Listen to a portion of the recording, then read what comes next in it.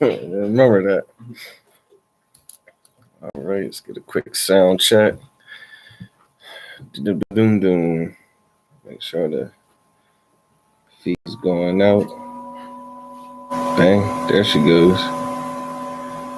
There she goes. Testing, testing.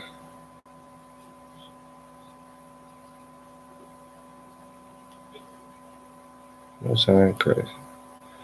All right. Let's go ahead and clap it up, man. Let's start it. Without further ado, we ain't got a rack of time. Shalom, Israel.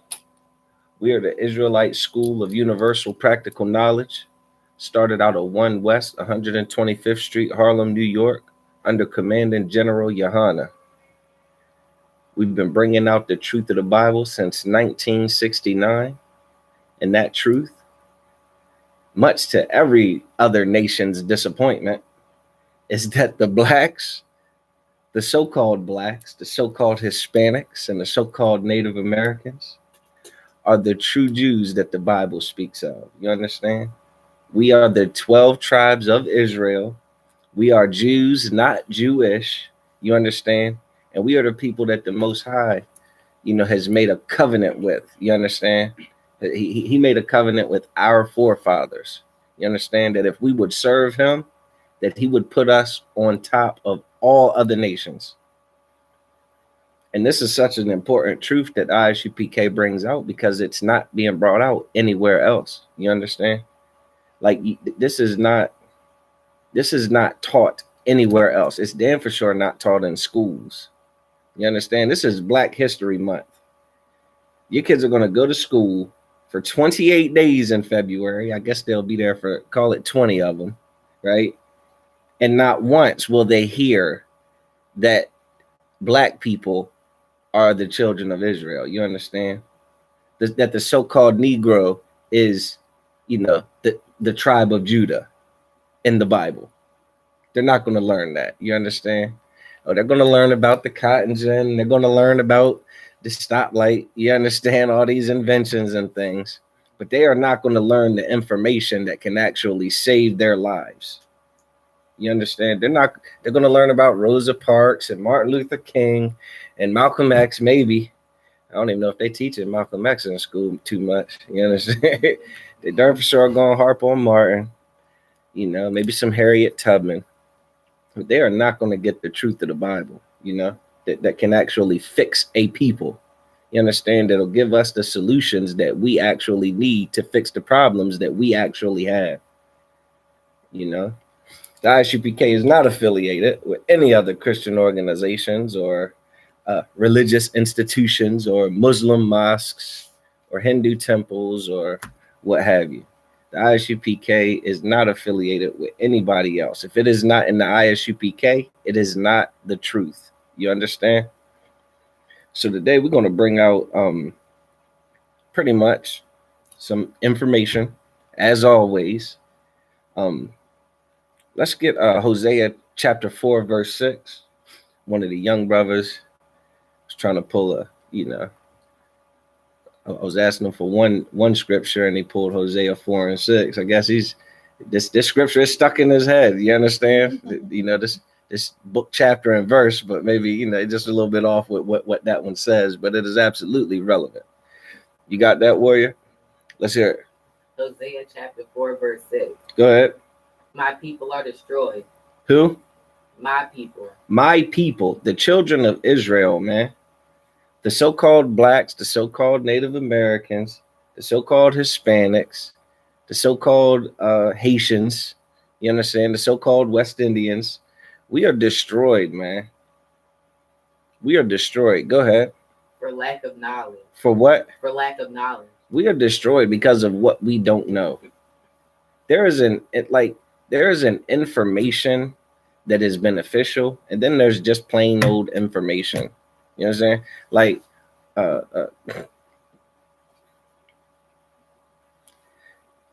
Jeopardy.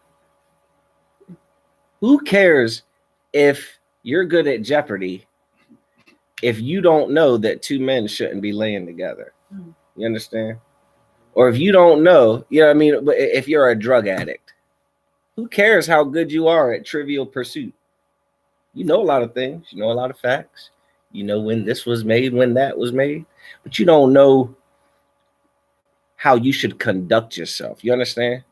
You don't know who the children of Israel are. You don't know who the real Jews of the Bible are. You don't know who they are. You don't know anything about the expectations of the God of this Bible. You know nothing about the God of this Bible. For all the churches and everything on every street corner, in every city, in every town, to be absolutely, I ain't gonna say it like that, to have zero clue about the God of this Bible. As Bibles are free. They got Bibles in every hotel room, don't they? I ain't checked, but I imagine you pull the nightstand open. There's a Bible in there, at least piece of a Bible. You understand? As much time as we spend in jail, where they're giving out Bibles left and right, we know nothing about the God of this Bible, man, and what He expects of His children, His chosen people. We don't know anything, man, and because of that, we are destroyed, man. Our people are destroyed for a lack of knowledge, man. Let me get Proverbs 3:31. We as a people are destroyed, man. We don't know, like, it's like, if it, like, well, we're at ground zero. You know what I'm saying? Like, we're at ground zero of who we are. You know, an identity crisis. Who are we? We don't even know that. You know, like, what's your name? We don't even know our name. You understand? Like, we're at ground zero when it comes to knowing things that matter, man. What should you do? Is it okay to do this? Is it okay to do that? We've been taught it's okay to do whatever you want to do, man. Anything and everything you want to do is acceptable. You understand? As long as, our oppressor says it's okay. Yeah, have at it. And an oppressor that hates you and wants you to destroy yourself, what will he stop you from doing? Feel that for a second. Like, how do I say? I guess just to kind of make it a little analogy, like, it's kind of hard to imagine. But imagine someone you don't like is about to get hit by a bus. You understand? You gonna tell them to move or let that bus hit them if you don't like them? You see what I'm saying? Do you see how? I don't want to tell him what to do. Let him just do whatever he wants to do. And act like that's love? No, that's hatred, man. You want that bus to smack them, man. You want them to overdose on them drugs, man. You want them to die of AIDS. You want that woman to leave her husband and be destroyed along with her children. You understand? Like, it is, yeah. Anything those things are legal in America. Go right ahead, knock yourself out. You got Proverbs 3:31? Go ahead. Proverbs chapter 3, verse 31. Go ahead. Envy thou not the oppressor. Do what? Envy thou not the oppressor. Envy thou not. What does it mean to envy? I'm a what? Want or desire. To want or desire, like a strong want or desire, man. To be like or to obtain. And the Bible tells us, read that again. Envy thou not the oppressor. Envy thou not the oppressor. So we're not supposed to want to be like our oppressor. Go ahead. And choose none of his ways. You said some? None. A few? None. None of his ways, man. The Bible says we're destroyed for a lack of knowledge, man. It tells us that we are to envy thou not the oppressor and choose none of his ways.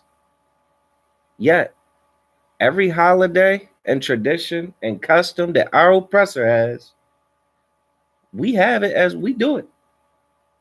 We do it full tilt, man. There's one coming up, Valentine's Day. Anybody know the origins of Valentine's Day? Yeah, my people. You know, it's a good thing y'all in the truth, because you understand that there are things we just don't do because we've been told, someone told you not to do it. You understand? We don't celebrate our oppressor's holidays, man. We don't envy our oppressor. We don't choose his ways because we serve the God of the Bible who told us not to. You understand? Who told us not to. And it also helps us out. Who is the oppressor?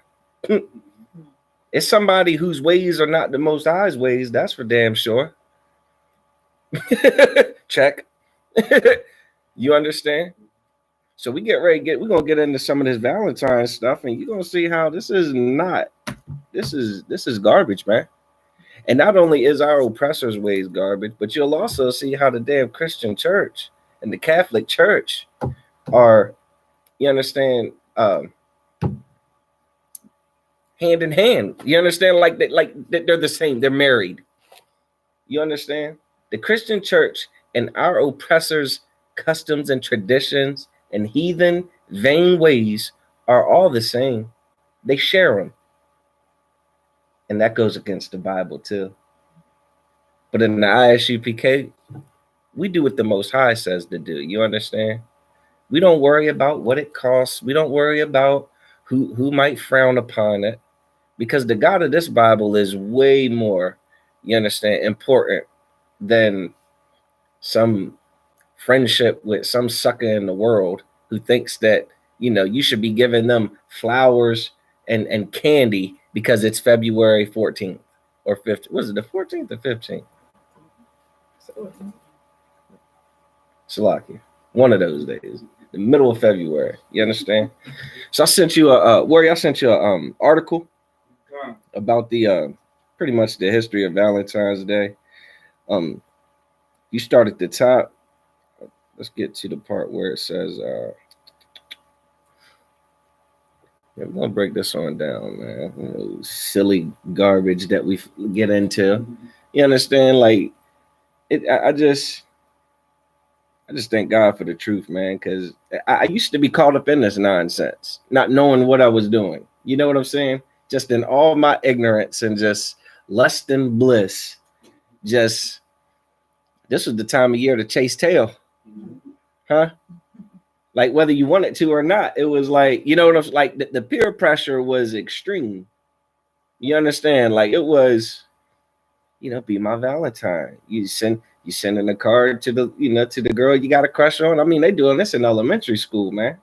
Who you sending a box of heart sweet tarts to? Who you sending it to? You know what I'm saying? Oh Lord, and you getting them from everywhere. What? Well, you know what I mean? Get the feeling yourself. You understand? Start getting excited. And this is our oppressor. It is kind of a mess when it comes to sex and relationships. You get what I'm saying? Like to have a whole holiday based on sex and relationships that's taught in kindergarten. Like you have to be some kind of twisted. You understand? For the mascot of this holiday to be a naked baby with a bow and arrow. I mean, God, Lord. All right. Go ahead. You see where it says Valentine's Day occurs? Yeah, we're gonna read through this kind of swiftly. You know what I'm saying? I ain't breaking it all down. We're gonna certainly get the main gist of it, and then hear what the Most High has to say about it. All right. So go ahead and just start reading that. Valentine's Day occurs every February 14th. Okay, it's the 14th. Shalakia, go ahead. Across the United States and other places around the world, candy, flowers, and gifts are exchanged between loved ones, all in the name of Saint Valentine. Who? Saint Valentine. Who? Saint Valentine. Saint Valentine. Does anybody know what a saint is? Sister? Somebody that worships the devil. No. A saint? Anyone else? A saint is an Israelite. You know what I'm saying? in the Christian church or the Catholic church, a saint is someone who's like really holy and just important, and they're just like, you know, so God fearing. You understand, and just God, just so devoted to God. That's not what a saint. A saint is an Israelite. You understand? Go ahead, warrior. But who is this mysterious saint, and where did these traditions come from? All right, so Saint Valentine is who this holiday that you know people celebrate today. It's who the holiday is named after. You understand? Go ahead. Find out about the history of Valentine's Day. Okay. So hold on. So there's a history of Valentine's Day, right? Today it's called Valentine's Day, but listen carefully. From what? From the ancient Roman ritual of Lupercalia. Lupercalia. Lupercalia. So read that part again. The ancient Roman ritual of Lupercalia. The ancient Roman ritual, Lupercalia. So before it was called Valentine's Day, there was this ancient Roman ritual, this tradition, this custom called Lupercalia. You understand? Go ahead. That welcomed spring to the card-giving customs of Victorian England. All right. So these are certainly our oppressors, Romans. You understand? So let's skip down to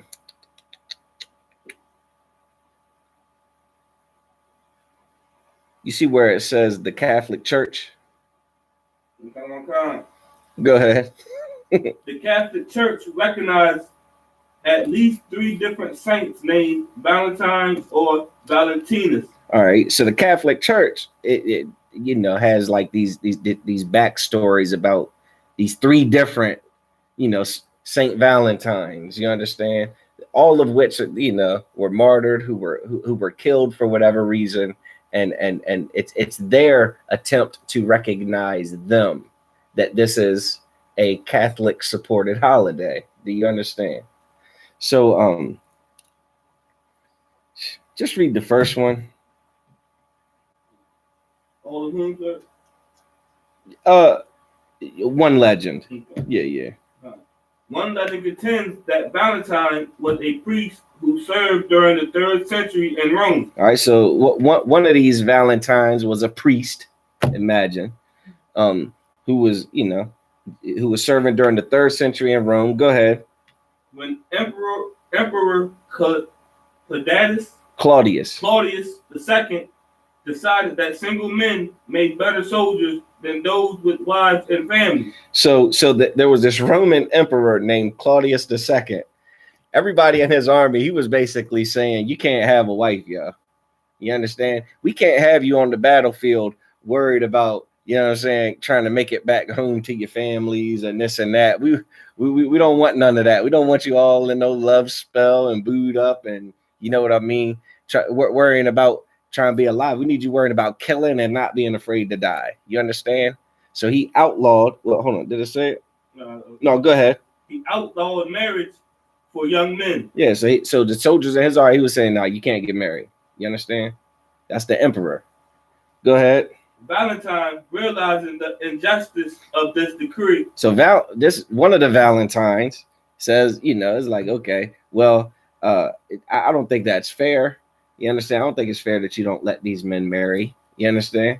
Go ahead. Defied Claudius and continued to perform marriages for young lovers in secret. So he was still letting men marry other women, you understand, in secret. So they were still able to kind of like secretly get married behind, you know, the emperor's back. Go ahead. When Valentine's actions were discovered, Claudius ordered that he be put to death. So Claudius finds out about it. Oh, you still get letting people get married, huh? You let my soldiers get married? So he kills them. So the Catholic Church is all about, okay, in honor of Saint Valentine, who fought for, you know, for love and that type of thing and marriages. You know, we're going to celebrate this Valentine's thing. Everybody understand that? Let's scroll down. You see down where it says according to one legend.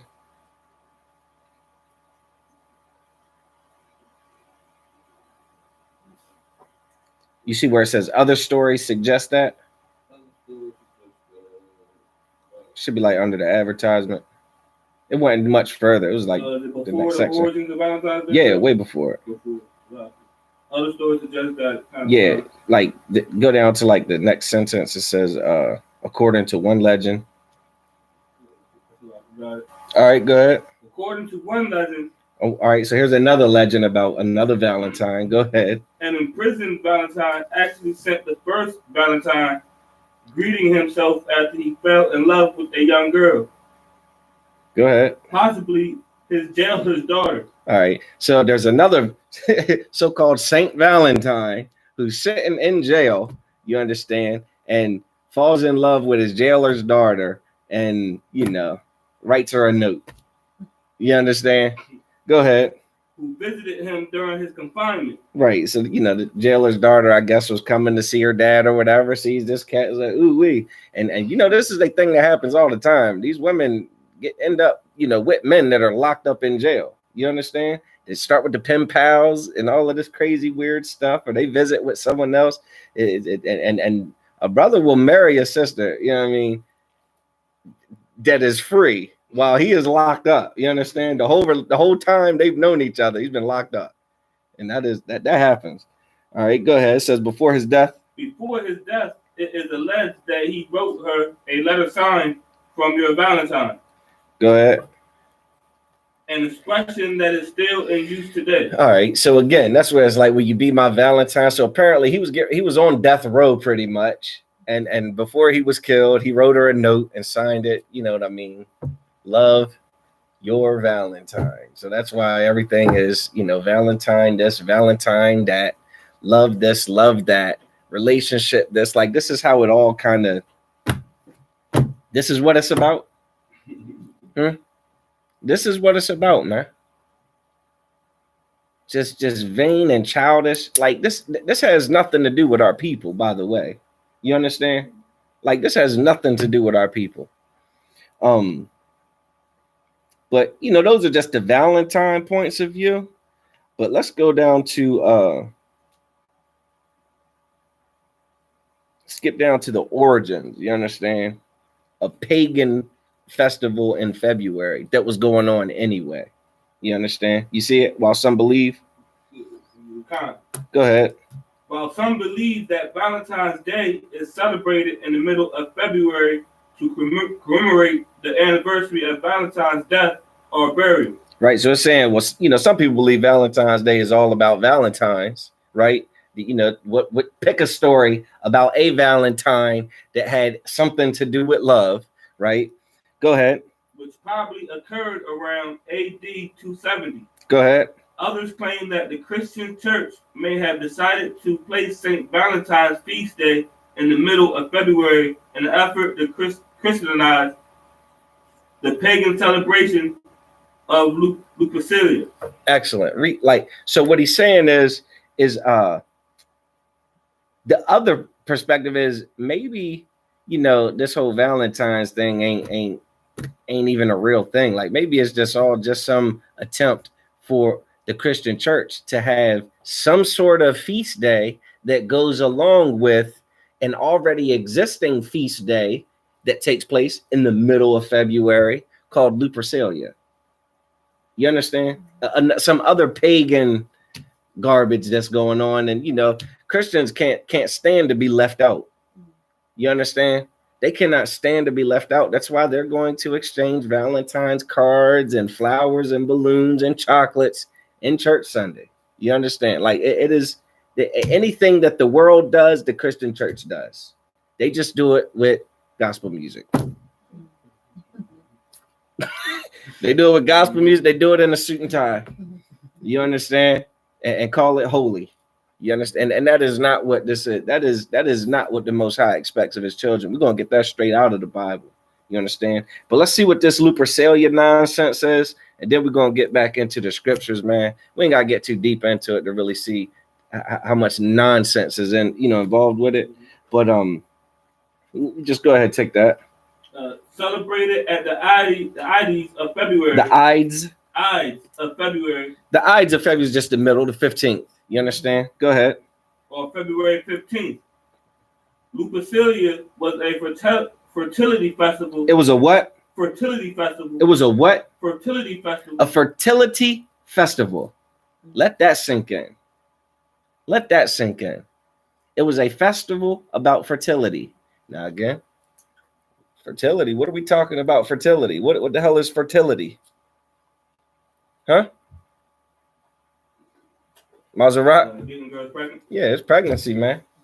You understand? Whether it's livestock, you understand?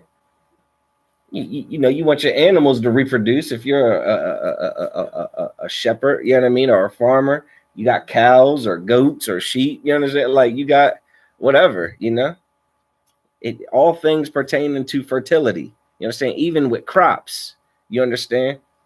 Like fertility is a thing that is it's necessary in the world. You understand? Like Israel doesn't increase in numbers without fertility. You understand? But damn, you're telling me that they have some sort of festival to kind of like try to jumpstart fertility? Like that's what they're doing? Go ahead. Dedicated to Faunus. Faunus. Faunus. So this fertility festival is dedicated to Faunus. Okay, let that name sink in. Faunus. All right, go ahead. The Roman god of agriculture. The what? The Roman god of agriculture. One more time. The Roman god of agriculture. So Faunus is a what? So-called. Is another god. Whose god? I mean, Faunus is a Roman god. Our oppressor's god. You understand? Lupercalia is the festival that they would have to worship that god, to celebrate that god, to call on that god for their powers of fertility. Go ahead. As well as to the Roman founders, Romulus and Remus. Romulus and Remus. You understand? So, go ahead. We'll read a little bit about this garbage, and then we're going to get back to the scriptures. You understand? Go ahead. To begin the festival. So for this festival, what are they doing? This festival that was taking place in the Christian church, Salakia, the Catholic Church is looking at this festival and saying, we want to have fun too. We want to play too. We want to do something too. Heaven forbid they don't get to envy. You understand? Like heaven forbid that they have to withstand what appears to be fun in the world and what appears to be popular. Go ahead. Members of the Luperci. Sure. Luperci, an order of Roman priests. Priests. Listen, man, until you come into the ISUPK, man, you will not ever, like, you'll think you've known what a priest was. You understand?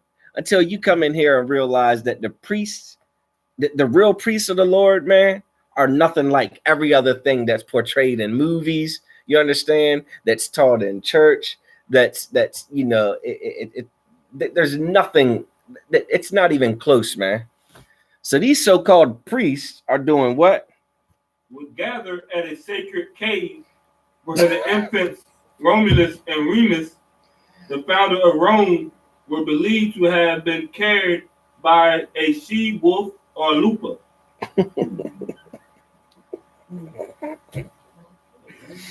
I'm gonna let you read through that one more time. Read that one more time. We're gonna go back. Hold on. I want to hear it. I'm too busy chuckling. All right.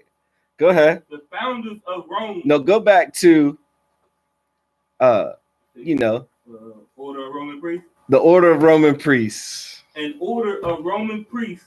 What would they do? They would gather at a sacred cave. Where? A sacred cave. A sacred cave. So what does sacred mean? Special. So they're going to this special cave. What's so special about this cave?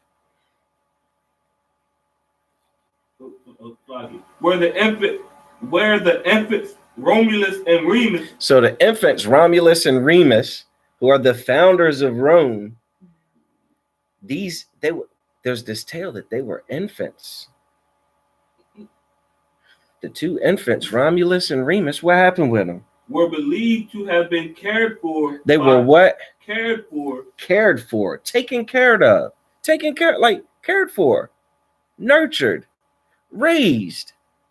Go ahead. By a she-wolf. By a what? She-wolf. A what? She-wolf. So their nanny, their caregiver as infants was a what?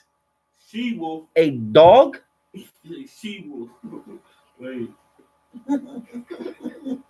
Also known as Lupa. Lupa.